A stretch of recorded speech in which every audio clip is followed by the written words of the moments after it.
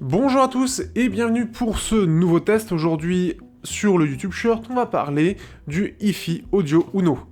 Le HiFi Audio Uno est un petit DAC portable qui va permettre de l'utiliser facilement partout et surtout pour ceux qui se déplacent avec un PC portable mais qui n'ont pas forcément besoin de prendre un DAC de bureau comme ce que je peux avoir derrière qui est beaucoup plus massif.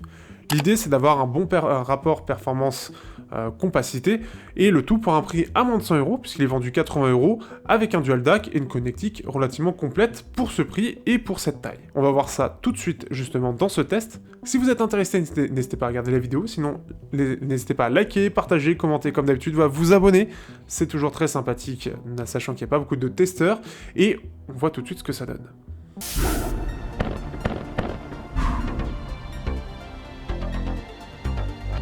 Au niveau du design, on se retrouve donc avec le design typique des HiFi, tout en rondeur, tout arrondi, qui est très efficace. On est sur une finition plastique, ce qui est assez logique à ce prix-là, et surtout le fait qu'on va le transporter, ce qui va éviter de voir un petit peu trop facilement des rayures, ce genre de choses. On a droit à quelque chose d'assez complet, puisque déjà pour l'alimenter, et ce qui est assez pratique, on a besoin que d'un DAC, d'un câble USB-C, et ce qui fait que vous avez besoin juste d'un adaptateur, vous pouvez le connecter à un Android, vous pouvez le connecter à Windows, et bien sûr tout ce qui est Apple, et le tout même à un smartphone, ça qui est quand même assez pratique, sans trop consommer de ce que j'ai vu.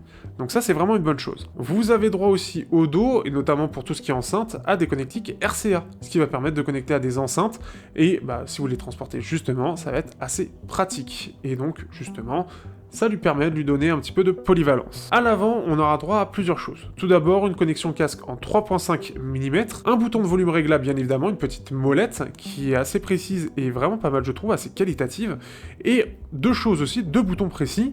On a une égalisation qu'on va voir juste après en haut, et aussi un power match qui est en fait un bouton pour lui donner plus ou moins de puissance selon les besoins et donc consommer plus ou moins. Donc sur un Android ça permet de limiter un petit peu la consommation et même sur un PC pour ne pas trop consommer aussi parce que c'est un PC portable sur batterie, ça risque de pomper un peu plus de jus au maximum. Et au dos, on appréciera tout de même les petits patins qui sont présents pour éviter le côté dérapant. Pour revenir à la petite égalisation, avant de partir sur tout ce qui est son en lui-même, il faut savoir qu'on va voir trois choses.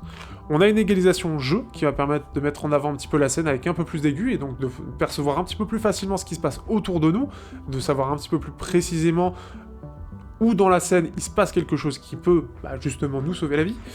Nous avons le mode film qui va permettre d'avoir un côté un peu plus surround, avec un petit peu plus de souplesse, etc. Donc un peu plus immersif.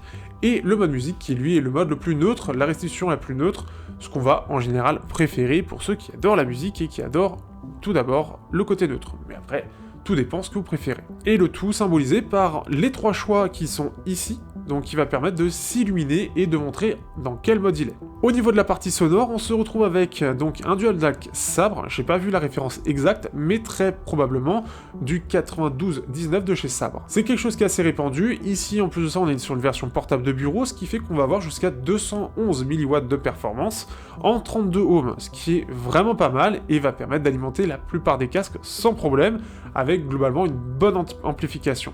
Au niveau de la qualité en elle-même, on est sur quelque chose de plutôt neutre, donc ça c'est une bonne chose, j'ai pas remarqué de coloration particulière, d'élévation particulière dans le spectre, donc ça c'est déjà une très bonne chose. Il est aussi très bien amplifié dans le sens où on peut mettre des intrasensibles sans le ressentir spécifiquement en termes de bruit ou de souffle, donc on n'a pas ce problème-là, et ça c'est une excellente chose aussi. Par exemple, ici mon vieux, parce que ça utilise des vieilles puces dedans, lui il a beaucoup de bruit, ce qui fait que si je branche des intras trop sensibles, j'ai énormément de bruit, et il n'y a que avec les casques où je n'ai pas ce souci-là. Ici, on peut mettre n'importe quel intra, ça passera sans problème avec un bon confort d'écoute. On a aussi une bonne dynamique globale, ce qui fait que pour 80 €, ça se défend très bien, et dans l'ensemble, on a un son qui est vraiment bien. L'égalisation marche bien, on la ressent plutôt bien, et ce qui fait que selon les intras aussi, vous pouvez l'adapter selon vos besoins. Ce qui fait que globalement, c'est un DAC USB-C portable de bureau qui est vraiment pas mal. Je trouve l'idée vraiment bonne, et ce qui fait que, pour comparer rapidement avec quelques concurrents, que peut-on en dire?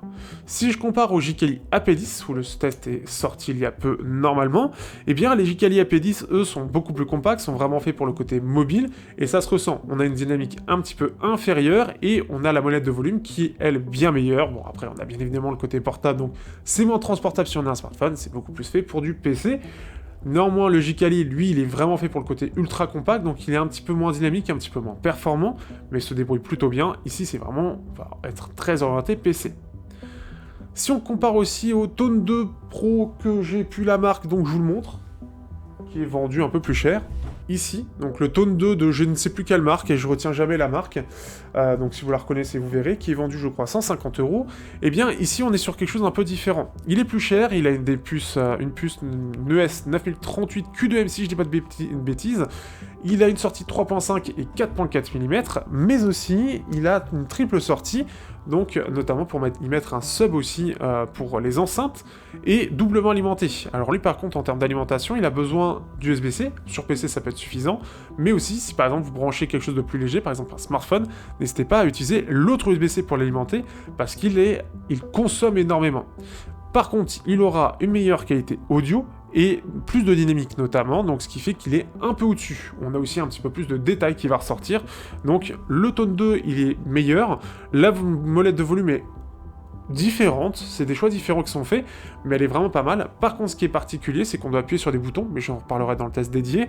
On doit appuyer vers le bas, c'est un bouton, ça se sent quasiment pas, c'est très particulier, et ce qui fait que c'est un peu plus chelou. Par contre, la finition, et je dis beaucoup de par contre, la finition métal est vraiment agréable, la couleur c'est un choix, mais je trouve que c'est plutôt joli, et le design, c'est très... Voilà, c'est tout en angle, je trouve ça très joli, mais pareil, c'est un peu particulier aussi, ce qui en fait un produit assez atypique.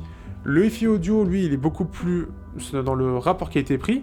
On a quelque chose d'un petit peu plus commun en termes de design, c'est moins prise de risque, mais c'est très efficace. Par contre, comme j'ai dit, un petit peu moins dynamique, un petit peu moins détaillé globalement. L'avantage, on a l'égalisation, des boutons très clairs à utiliser, donc ça, c'est la bonne chose. Par contre, on n'a pas le play pause dessus. Et forcément, face à mon DAC ici, il est bien meilleur dans le sens où on a à peu près la même qualité sonore, la même dynamique. Par contre, on a une bien meilleure gestion du souffle, il est beaucoup moins gros. Lui, il fait un peu Bluetooth aussi, mais par contre, voilà, on a du 6.35 mm en jack. On peut alimenter au dos avec justement deux prises RCA des enceintes. Après, c'est une alimentation 5 volts plus une prise USB, donc ce qui fait que c'est beaucoup moins pratique à emmener, il y a beaucoup plus de choses, et c'est dans ces cas-là que ce petit produit est très efficace parce qu'il est très simple à brancher, très simple à utiliser. Donc par rapport à ce que vous pouvez trouver en général ici, qui va être des DAC de bureau, ça permet d'avoir plus de puissance puisque c'est du 400 mW, mais par contre c'est beaucoup moins polyvalent dans le sens où c'est plus orienté enceinte ou casque que des intras. Donc faites attention à ce que vous choisissez. Et très honnêtement, le mode Bluetooth aujourd'hui je l'utilise pas beaucoup, donc c'est assez rare. Donc après, ça c'est vraiment une bonne petite solution. Et justement, on en arrive à la petite conclusion. Si vous avez un petit bureau, si vous avez envie juste d'écouter vos casques sans trop de problèmes et surtout d'une bonne qualité, et que vous n'avez pas forcément besoin ou vous avez une solution alternative pour la partie mobile, ce DAC est vraiment pas mal. Il est performant, il est facile à alimenter, il est discret, il se range assez facilement, et il est vraiment complet, tout simplement.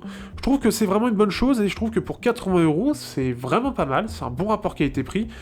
Il lui manquerait quoi, limite, bon, du play pause, pourquoi pas, mais surtout, et ce que j'ai entendu à divers endroits, une petite prise entrée micro, ce qui pourrait le rendre beaucoup plus polyvalent encore, puisque pour le côté gaming, on aurait cette qualité audio, tout en ayant en plus de ça une entrée micro qui permettrait de brancher des casques où on a ces deux sorties, et permettre justement d'en profiter pleinement pour certains, même en déplacement, avec ce côté jeu, parce qu'en plus de ça c'est présent, donc peut-être une déclinaison un peu plus gamer pourrait être intéressante à développer, avec cette entrée micro, et donc avoir quelque chose d'encore mieux, peut-être voilà, pour une vingtaine d'euros en plus, et donc de devenir peut-être un incontournable sur ce marché-là.